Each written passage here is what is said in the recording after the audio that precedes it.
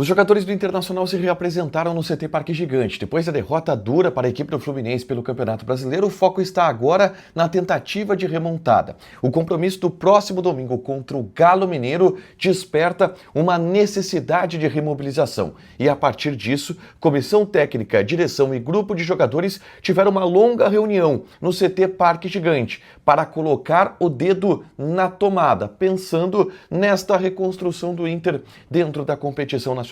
Existem notícias positivas, porque o zagueiro Vitão, que teve uma suspeita de grave lesão no joelho, poderá estar de volta, inclusive, no próximo compromisso contra a equipe do Galo. Falaremos também sobre o gol marcado por Ener Valencia no México, que desperta o descontentamento de muitos torcedores. Roger Machado pode ser um adversário do Inter no futuro? Esse é o Diário do Inter KTO desta segunda-feira, 27 de outubro de 2025.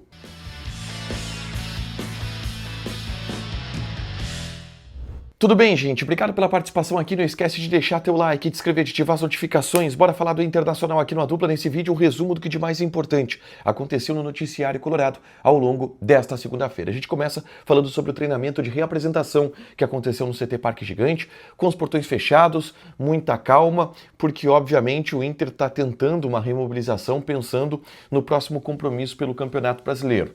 E o dia foi marcado por uma reunião a portas fechadas, direção, comissão técnica, grupo de jogadores tiveram uma reunião e reunião de cobrança. Reunião de cobrança principalmente ao grupo de jogadores. E este é um relato do momento, tá? De ambiente. O grupo de jogadores do Internacional está sendo extremamente cobrado pela comissão técnica, pela direção. E existe, e eu já citei isso aqui, um descontentamento do ambiente colorado como um todo com o rendimento e a postura do grupo de jogadores. E vocês sabem que isso não gera simpatia por parte do grupo de jogadores. Toda essa panela de pressão que está envolvendo o vestiário colorado foi tratada em um ambiente a portas fechadas, a fim de resolver os problemas, de mobilizar, de colocar o dedo na tomada, de chacoalhar que o Inter precisa já ter acordado há muito tempo e tem um prazo que já é expirado, mas que não pode passar do próximo domingo contra a equipe do Galo, que hoje é um adversário direto nas brigas que o Inter tem dentro do Campeonato Brasileiro. E isso foi tratado em reunião a portas fechadas, com um tom de cobrança ao grupo de jogadores falando também, mas para tentar zerar o ambiente, melhorar o ambiente, remobilizar para que o Inter consiga sair dessa situação. Em meio a tudo isso, essa panela de pressão e tentativa de remobilização, principalmente por parte da comissão técnica, que é um elemento um pouco neutro nessa história, tanto junto à direção e tanto junto ao grupo de jogadores, a comissão técnica está no meio disso, tentando resolver o que pode. O Inter realizou mais um treinamento, repito, foi com os portões fechados, mas dessa vez o Inter nem postou imagens da atividade, tá? Apenas fotos acabaram circulando e pelas fotos a gente pode ter algumas notícias importantes.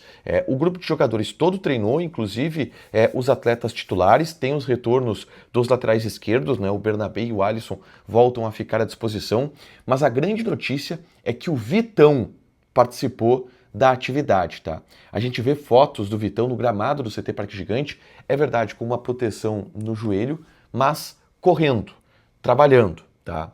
O que se espera? Que o Vitão tenha uma evolução importante ao longo dessa semana, que possa fazer com que ele jogue no próximo domingo contra a equipe do Galo Mineiro. Se sabe que isso pode não acontecer, mas o fato dele já estar correndo de chuteiras no gramado já dá alguma expectativa de que ele possa evoluir ao longo da semana para trabalhar com bola entre quarta, quinta, sexta. O Inter ainda treina no sábado, então tem um certo tempo aí para esta recuperação do Vitão, para que ele possa estar à disposição do técnico Ramon Dias na partida de domingo contra o Galo Mineiro. Se ele não tiver, deve ir Cleiton Sampaio de novo ou alguma outra mudança feita pelo Ramon Dias no sistema defensivo, mas se tem uma expectativa positiva para o Vitão, que chegou a ter suspeita até de uma lesão ligamentar mais grave, teve apenas um estiramento ligamentar, existe a expectativa dele ficar à disposição do técnico Ramon Dias, tá? Na tarde desta segunda-feira, eu trouxe aqui no canal um vídeo falando sobre trocas que podem acontecer no ambiente colorado em meio a todos estes sinais de alertas ligados do Inter brigando para escapar do rebaixamento, que é o que está acontecendo agora. E ao entrar nesse modo de desespero, já se cogitam trocas para chacoalhar o ambiente.